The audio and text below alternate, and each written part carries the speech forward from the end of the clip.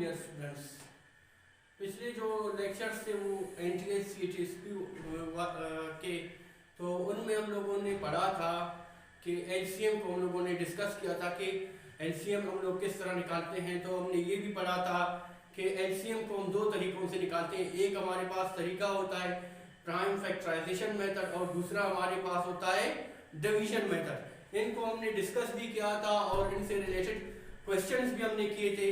तो आज हम लोग क्या पढ़ेंगे, आज हम लोग पढ़ेंगे HCF को। HCF को भी हम लोग दो तरीकों से हल करते हैं, एक होता है प्राइम फैक्टराइजेशन मेथड और दूसरा होता है लॉन्ग डिवीजन मेथड। तो सबसे पहले आते हैं HCF की तरफ। HCF इसका मतलब हाईएस्ट कॉमन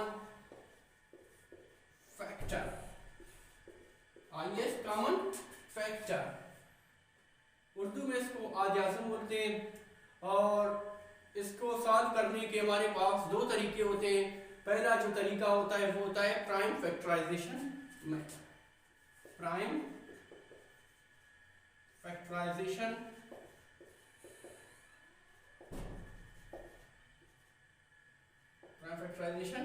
मेथड। अभी हमारे पास दो रकमे हैं, एक है 20 और दूसरा है 13। अभी हमने क्या करना है, इन दोनों का हमने HCF मालूम करना है। किस मेथड से मालूम करना है? प्राइम फैक्टराइजेशन के मेथड से हमने इन दोनों के HCF मालूम करने हैं। तो सबसे पहले हमारे पास क्या कौन सा रकम है? 20 है, तो ये 20 हो गया, तो ये 2 पे जाएगा क्योंकि ये कौन सा रकम है? जुफ्त है, इवन नंबर है। इवन नंबर हमेशा 2 पे कंप्लीटली डिवाइड होगा, तो 2 10 20 होगा, ये मिल गया हमें। फिर दोबारा इवन नंबर है तो 2 पे जाएगा, 2 5 10, फिर 5 के साथ जाएगा, 5 1 5। तो 20 के हमारे पास आज क्या आ गए? 20 के जो आज है हमारे पास वो आ गए 2 मल्टीप्लाई बाई 2, अभी इनको लिखे मल्टीप्लाई बाई 5। फिर इसके बाद क्या है? 30 है। अभी 30 के हम हाथ निकालेंगे। 30 के हाथ हम किस तरह निकालते हैं? तो ये 30 हो गया, ये भी क्या है? इवन नंबर है, तो ये किस पे कंप्लीटली डिवाइड होगा? ये 2 पे कंप्लीटली डिवाइड होगा, तो 2 15 13 होगा। फिर किस पे जाएगा?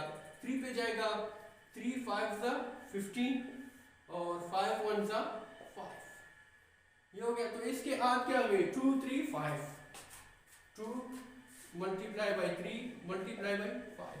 अभी उनको उन आदात को देखें जो दोनों जगहों में मौजूद है। तो 2 इधर भी है और इधर भी है कॉमन, तो ये कॉमन हो गया। एक हमारे पास 5 कॉमन हो गया, तो यहाँ पर कौन से कॉमन हो गए? 2 और 5। तो कॉमन क्या है? 2 मल्टीप्लाई बाई 5। अभी 2 5 10 होगा, 2 5 10। अभी उसमें हमने इसमें और LCM में फर्क क्या है? फर्क ये है कि LCM में हम लोग कॉमन और नॉन कॉमन दोनों को लेते थे, फिर दोनों के आंसर्स को हम लोग मल्टीप्लाई करते थे, फिर हमें LCM मिल जाता था। लेकिन यहाँ पर आपने सिर्फ कॉमन को देखना है। कॉमन कौन से? ये है। तो जो कॉमन वाले हैं इनको मल्टीप्लाई करें, आपका HCF निकल जाएगा। तो आपका जो HCF है वो क्या है? HCF इज इक्वल टू 10, ये आपका HCF है। इन दोनों में फर्क यही है कि इसमें आप लोग नॉन कॉमन को नहीं लेते हो और LCM में आप लोग नॉन कॉमन को लेते हैं हम लोग। फिर इसके बाद जो है हमारे पास एक और एग्जांपल कर लेते हैं इसकी।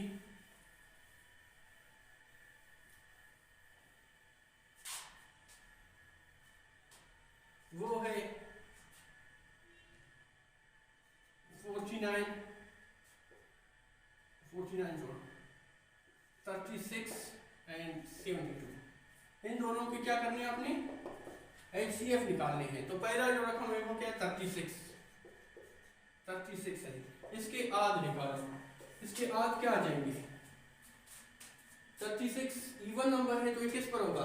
2 पर होगा, तो 2 18 36 होगा। फिर किस पे जाएगा, 2 पे, 2 9 18 होगा। फिर 3 3 9 होगा। फिर 3 1 3 होगा। तो ये इसके आध हो गए। तो इसके आध क्या आ गए, इनको लिखो 2 multiply by 2 multiply by 3 multiply by 3। ये इसके हो गए। अभी आपने क्या करना है, 72 के आध निकालने हैं, 72 के 72।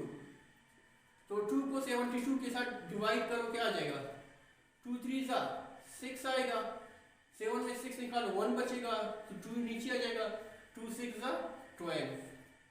ये हो गया। तो इसका आंसर क्या गया, 36 आ गया। तो ये 36 आ गया। अभी 36 क्या है, इवन नंबर है, तो ये भी 2 के साथ कंप्लीटली डिवाइड होगा। 2 18 36। फिर किस पे जाएगा, 2 पे, सॉरी 3 पे जाएगा, 2 पे जाएगा। 2 9 18। फिर किस पे जाएगा, 3 पे, 3 3 9। फिर 3 1 3। ये हमारे पास 72 के आधा आ गए। सो 72 के क्या है हमारे पास, 2 multiply by 2 multiply by 2 multiply by 3 multiply by 3।